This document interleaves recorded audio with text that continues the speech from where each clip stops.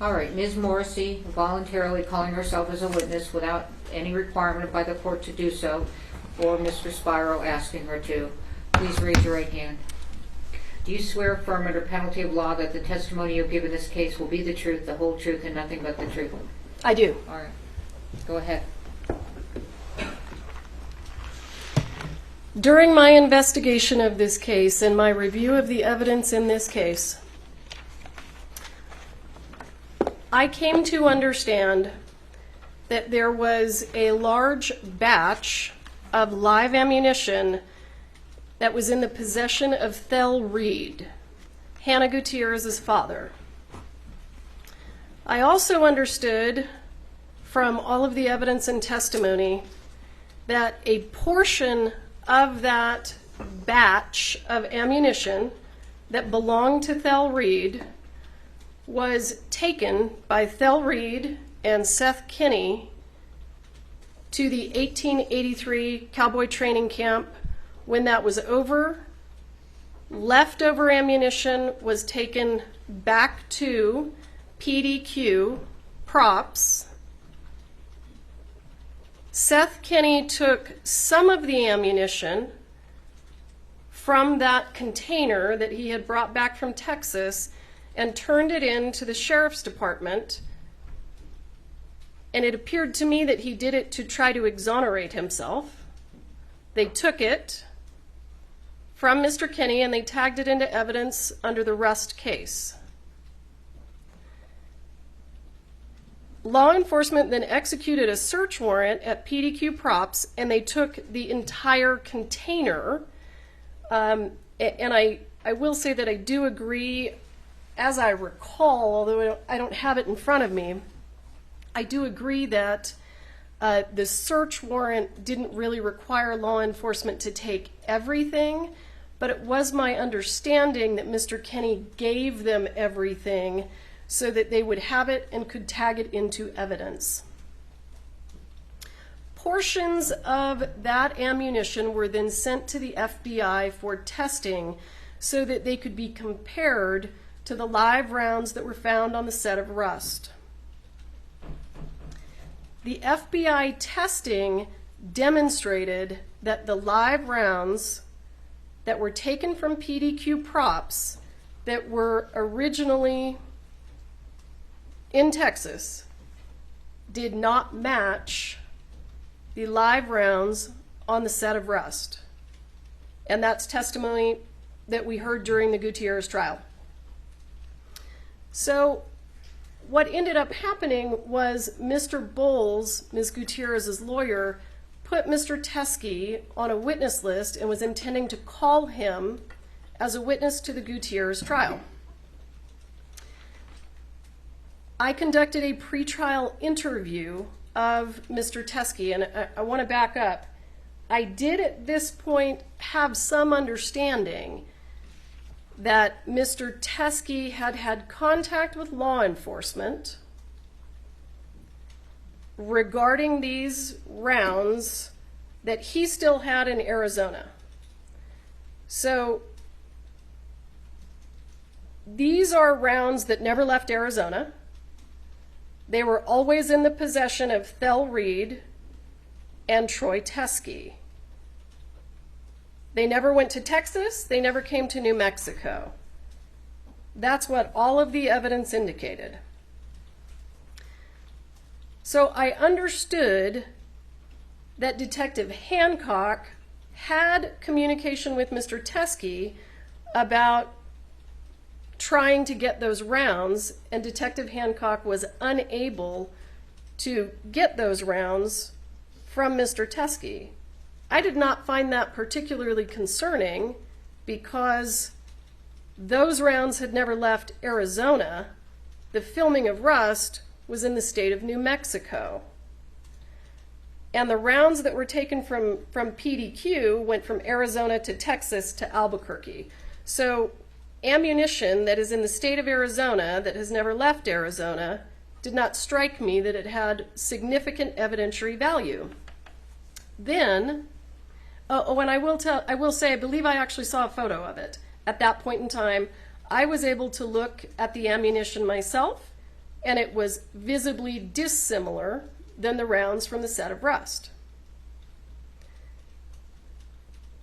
We then cut to November of 2023. Mr. Bowles has put Mr. Tusky on a witness list for the Hannah Gutierrez case. We conducted a pretrial interview with Mr. Tusky on November 2nd of 2023.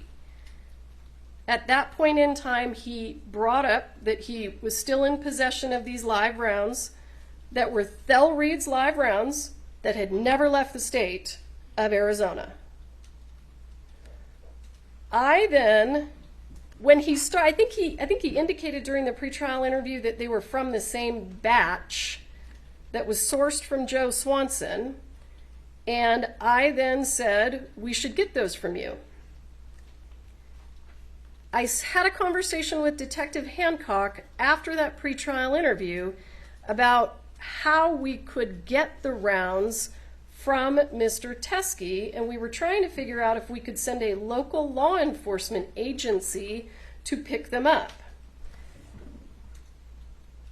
I was then decided that I needed to figure out if that was necessary, since they had never left Arizona, and up to that point, it was my impression that they did not match the live rounds from the set of rust. I then, as I recall, reached out to Mr. Bowles. He and I had a conversation about whether or not the rounds should be tested by the FBI. And I was still trying to figure out if I could get the rounds from Arizona to New Mexico.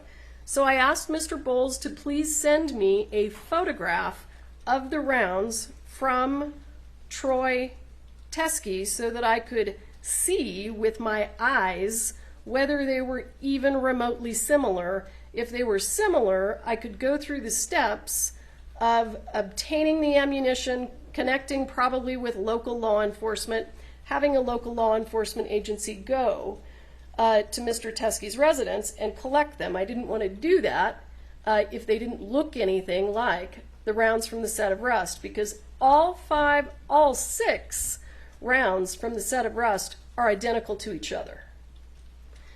So when I had this conversation with Mr. Bowles, he provided me the photograph that I showed this morning, and this is it was my understanding that this was a photograph from Troy Tusky. So Troy and I don't communicate. He's a defense witness. I can't communicate with a defense witness. So Mr. Bowles, as I recall, texted me this photo, and this is a photo that Mr. Tusky took at my request so that I could determine whether this ammunition was related in any way to the set of rust, because it never left the state of Arizona. So if it never left the state of Arizona, the only way that it is relevant to the rust investigation is if it has any similarity to the live rounds that were found on the set of rust, because we were at that point trying to figure out the source of the live rounds. When I received this photograph from Mr. Bowles, I could immediately tell that these are very dissimilar from the live rounds that were found on the set of rust. They have brass primers. So this is what was presented to the prosecution as the rounds that were in Mr. Tusky's possession. They have brass primers and not silver primers. One of them, the one on the left, appears to be a Starline brass casing, but they have truncated cone projectiles. We had seen ammunition that looked exactly like this, not exactly, but very, very similar, and that ammunition was the ammunition that was collected from the sheriff's department and went to the FBI for testing and was determined not to be similar in any way to the live rounds on the set of Rust. So when I saw this photograph, I could see that it was not at all similar to the live rounds on the set of Rust, and I decided not to take any steps to collect this ammunition because it was in Arizona, had never come to New Mexico, and didn't match the live rounds on the set of Rust. So what ends up happening is Mr. Tusky is called to New Mexico by Mr. Bowles to testify at the Gutierrez trial. And you can hear on the video that the court heard Mr. Tusky say, the defense attorney, that's not me, asked him to bring samples of that ammunition. According to Mr. Tusky, he brought the samples of the ammunition, showed them to the defense attorney, and the defense attorney said, I don't want those. I'm not going to use those. And by the way, I'm not going to call you as a witness. So Mr. Tusky sat in court during the trial, and then at some point contacted the deputies downstairs and said, I have this ammunition. So he tried to give it to the defense attorney, who's the person who asked him to bring it. The defense attorney said no. And he then tried to get a hold of Detective Hancock, who was not available because she was with me. So then he ends up going to the sheriff's department, and he leaves the ammunition at the sheriff's department. I was contacted, I don't think it was the same day, but I'm not 100% sure. It's possible that it was, by Detective Hancock, and she indicated that Troy Tusky had dropped off ammunition at the sheriff's department. Because I had already asked for a photograph of it, I believed that that ammunition was going to look like the photograph that Mr. Bowles had sent me. Corporal Hancock indicated that she was going to tag them into evidence, and she was going to create what she called a doc report, and I said, great, do that. I was not aware at that point in time that a doc report would not have the same case number as Rust. I was not aware at that point in time that it would not be linked to the Rust case number. I understood that he had dropped off ammunition that I believed to not look similar to the ammunition from the set of Rust, and I had no idea that it wasn't going to have the same case number. I want to show the court, though, when Mr. Tusky showed up to testify with the ammunition that Mr. Bowles told him to bring to the state of New Mexico, he was not called as a witness, and Mr. Bowles said, I'm not taking that ammunition from you. That's why. Because these are photographs from Hannah Gutierrez's cell phone extraction, and they show spot-on match for the live rounds found on the set of Rust. This is clearly the reason that Mr. Bowles said, you and your ammunition better get out of here, because it would not have hurt the case, the state's case against Hannah Gutierrez. It would have been the best evidence I could have hoped for. These look exactly like the ammunition, the actual ammunition that we have in evidence, and they do look like the 3 rounds that are in that envelope.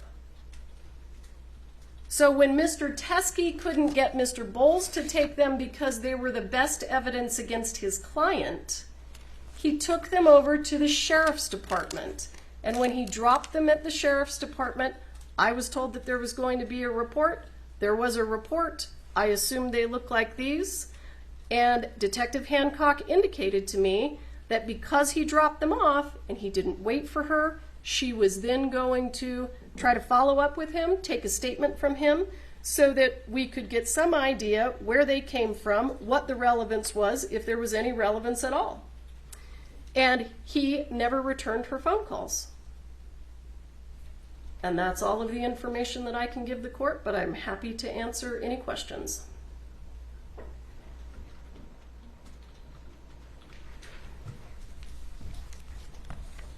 May I ask a few questions, Your Honor? When you took over this case, the investigator handling the case, Mr. Schilling, left the case, correct? At my request, yes. The paralegal that was handling this case with you left the case, Mr. Tad? At my request, yes. Well, the first prosecutor that was working with you on this case, you selected, correct? I did. And he resigned too? I wouldn't say that he resigned, no. Okay. He didn't stay on the case for the Alec Baldwin trial, correct? No, and he indicated that that was because he represented a labor union that's a national labor union, and he was not expecting the trial to be set so quickly. He wasn't expecting it to be set in July. So when he realized that the trial was going to be set in July, he was going to be in collective bargaining agreements for his national labor union, and he wasn't going to be able to have enough time. Erlinda Johnson, the next prosecutor selected, resigned from the case today, She did. based in part on the conduct we're here discussing, correct? I believe that Ms. Johnson Ms. Johnson didn't want my understanding is that she didn't agree with the decision to have a public hearing. On July 1st in this matter, you served a certificate of compliance with 5501, correct? I did. And you've never turned over the report or any of the evidence that we're talking about here at this hearing, correct? Let's take it one at a time. I did not turn over the report. I didn't have a copy of the report. The rounds that were left at the Sheriff's Department by Troy Tusky, I have absolutely no reason to believe that they are relevant to the incident that took place on the set of Rust. These are rounds that were in the possession of Bell Reed and never left the state of Arizona. You also did not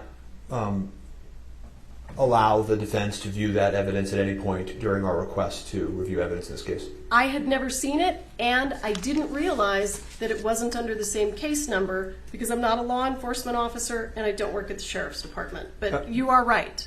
And you concede that they are Starline brass, silver 45, right? I can. And this is the best evidence against Hannah Gutierrez. Yeah, you've said that a couple of times. Any favorable evidence you understand as a prosecutor has to be turned over to the defense, correct? I do. Any evidence that could be used as a defense to potentially be favorable has to be turned over to the defense. Absolutely. So the third Hague report that never got turned over to the defense, you understand that that's Brady evidence? I did, yes. Okay. And you also failed to turn that over in this case as well, correct? And let me give you a full answer to your question. When the second Hague report came in, and I provided all of this to the defense, I sent it to the person who is managing the discovery server and asked them to upload it. It wasn't until I realized during pretrial interviews that it wasn't there that there was a problem with it. So I then attempted to figure out what the problem was, and it was indicated to me that it appeared that the former paralegal who was working for the special prosecutor had removed it. So we then immediately provided it. Then during the pretrial interview of Mr. Hague, it was brought to my attention that the defense did not have the August 31st report that indicated that the gun functioned fine, perfectly fine, and that was provided immediately. I went back, I checked my email, I could see that I received it from Mr. Haig and failed to forward it on to be uploaded, and I provided it as soon as I was aware that you did not have it. The fact that nobody at the Hannah Gutierrez-Reed trial cross-examined Mr. Haig about the report didn't clue you into the fact that nobody had the report? Actually, it didn't, and I'd like to address that. The reason that it didn't clue me in is because Hannah Gutierrez's defense was that the gun worked perfectly. The defense in Hannah Gutierrez was never interested in any evidence that there was an issue with the gun, because if there was an issue with the gun, it damaged her case. So what you could see, if you watched the trial or saw any of the transcripts, the defense actually brought in their own expert to say that the gun worked perfectly. So they had no interest in that information. And actually, you elicited testimony from Mr. Haig at that trial that was inconsistent, at least partially inconsistent, as the court's aware, with his third report, correct? Tell me what you're referring to, and I'll answer your question. Well, there was a whole hearing about this where you saw this, and you saw me go back and forth with Mr. Haig for 25 minutes. So I don't. I agree, but I need to know what you're talking about for me to answer your question. Okay, if you can't answer the question, you can't answer the question. I'll move on. I'm happy to, but you say that the extent of the communications you have about the doc report, as you relay it to the court, is that all you said in response was, "Great, do that." That's your testimony? yeah, I assumed that it was going to be tied to the same case number. So I said, great, do it, file a report. No follow-up questions? No, because I had a picture of the ammunition that didn't match the ammunition from the set of rust. No concerns in your mind when you got the case file and you turned it over to us and it wasn't included? Absolutely not. There's a terabyte of discovery. I didn't know whether this 2-page police report had been provided. And in addition to that, I had no reason to believe, and still have no reason to believe, that those rounds have anything to do with these cases. As I asked you about Mr. Haig yesterday when Ms. Popple testified, you would agree with me that her testimony under oath was false. What part of her testimony was false, and I'll answer. That she said that these rounds don't look anything like the rounds on the set when you elicited that testimony. I agree with you, and I didn't realize that there were rounds that looked like that. It's okay. In any event, when the court, and you never tested those rounds either, correct? Any of the rounds that came from Mr. Tusky? No, because they came in just a few months ago.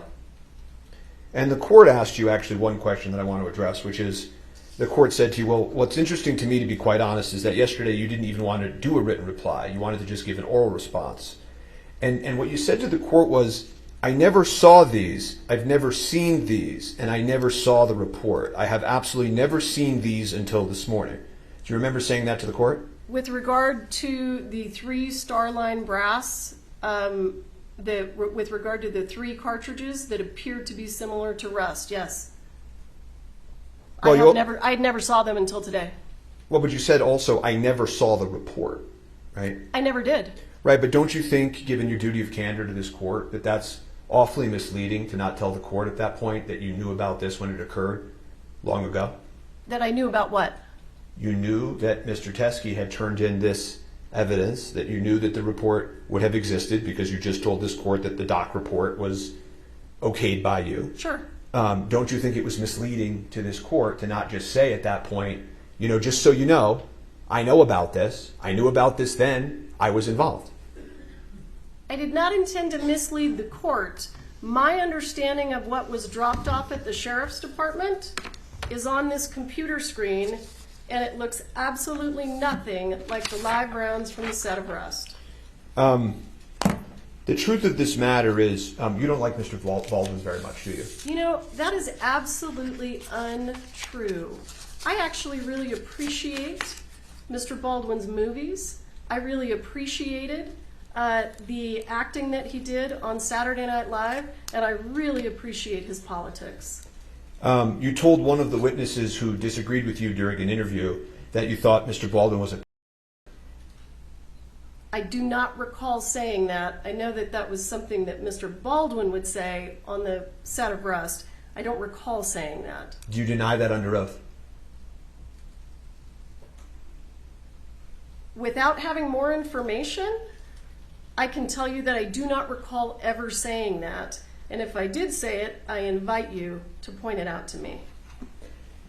You called him an arrogant prick to another witness. To who? To what witness? I'm asking you, did you call him an arrogant prick during a witness interview? I don't believe I did. I don't recall. Do you deny that? Without knowing what you're talking about, all I can tell you is that I can't respond if I don't know what you're talking about. And you said also to witnesses that you would teach him a lesson. I never said to witnesses that I would teach him a lesson. Absolutely not. In fact, Mr. Spiro, I want to give a full response to your question. I made every effort in this case to resolve this case with your client in a very favorable way for him. All right, I'm going to move to strike this. It's not responsive. It is Well, responsive. I don't want to talk about plea negotiations. Yeah, and it's not responsive. So I have no further All right, questions. do you have any follow-up testimony? All right, I want to say I have no recollection of calling him any of those names. I have invited the defendant to tell me what he's talking about, and he has declined. I want the court to take notice of that. thank you. You may step down. All right, any other witnesses? No, Your Honor.